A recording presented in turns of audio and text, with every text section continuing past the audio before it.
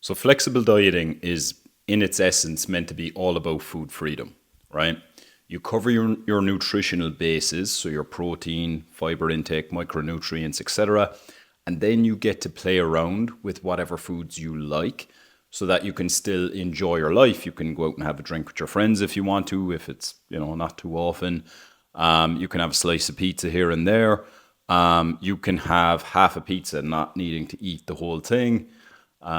Maybe you order a burger, but you skip the fries. Maybe you order a burger, but you skip the drink. You get the picture, right? So it's basically a way of quantifying moderation, right? And it starts out this way. It starts out as being all about food freedom. And then before you know it, you find yourself overthinking how to fill remaining calories. How do I work as much fun as I can into my day? How do I squeeze the maximum amount of processed guilty pleasures into my life while still feeling good about it, right? Like that's some of the pitfalls of flexible dieting. And it's certainly been the case for me, for other people I know who've kind of played around with that notion.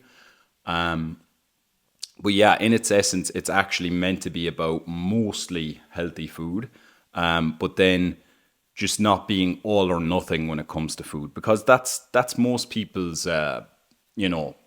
kryptonite, right? And most people don't know this. They keep thinking that they just need to perfect their diet the next time. They'll start again on Monday. They'll finally, be able to stick to all the salads. This really colorful chicken salads that take about 30 minutes to prepare, and still leave you feeling hungry. That they'll be able to do that while doing a bunch of cardio, while doing a bunch of weight training, and just be these perfect little happy, healthy people losing weight, right? It's to counteract that, because that image of perfection is not real. It doesn't take into account how we are as humans, how we derive a lot of our pleasure from messing ourselves up in a sense, like how we say, "Oh, I'm never drinking again on Monday, only to do it all again on Friday." Yeah, and it's kind of like a libertarian's view on food, right? You keep to your budget. You stick within the things that work for you. You take responsibility for your life, but you also don't become your own tyrant. Okay, so that's how it's meant to be in its essence. I do feel like though we don't get there in well, up until previous times we haven't gotten there, simply because of the tools we use to realize that dream, to realize that vision. My is great because it definitely proves the theory behind calories in, calories out. Like, it's made that more accessible, that more people can see, I actually don't have to avoid sugar. If I have a cappuccino in the morning, it doesn't throw out the whole day. I can still get a six pack, right? Like, it's been great from that standpoint. But I do think that those tools, unless they adapt, unless they really get behind the AI revolution, they're dead in the water. I've switched my clients over to ChatGPT. They're tracking in just 5 minutes a day. It's working out way better for them. Particularly for my clients, actually, I have a few who have ADHD.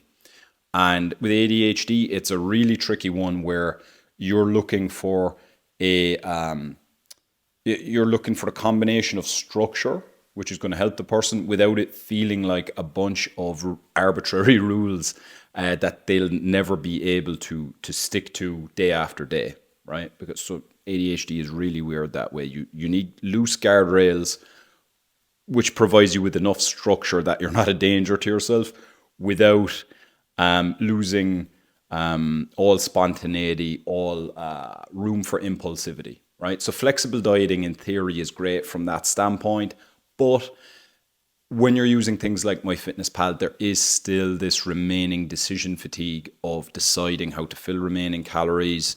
And as I said, the temptation is to just try and get away with as much junk as fits the budget, right?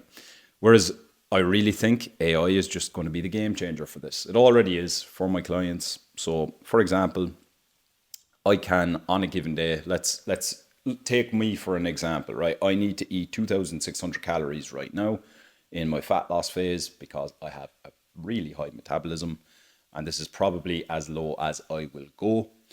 So, sorry, high metabolic rate, fast metabolism, whatever way you want to term that. So what I'm going to do is I'm going to say to ChatGPT, okay, let's fill the first 1,300 calories, or I'll just half it, of the day. Let's take that and let's make sure that I'm consuming 120 grams of protein, 30 grams of fiber, and I'm getting some micronutrients in there, right? It'll give me back what I need to eat in the first 2 meals of the day so that the rest of the day I can be far more flexible. You know, I can go out for a meal with friends and maybe they'll order a beer and I'll say, you know what, I'll have a beer. And maybe at that point, I've got about 100, 200 calories left, and maybe they order another beer and I'll say, I'll have another beer. I haven't seen these friends in a while, right? So it really takes away a lot of that overthinking. But it actually requires you to remove a certain degree of control around food, especially if you are used to tracking and you do like to be the one crunching the numbers. It's a different way of working. It's checking in with voice. It's taking pictures of your food. It's letting something else do all the work and you're simply the manager. You're moving from worker bee to manager. You're like the CEO of your nutrition. You're the CEO of your life.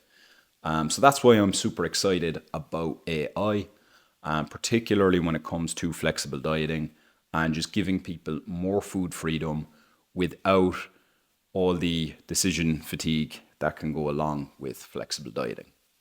Make sure you're subscribed to the page if you want to learn more about how I combine flexible dieting, efficient training routines, and AI to help people basically save time when it comes to their fat loss journey and actually build sustainable habits that work in the real world, not just on paper.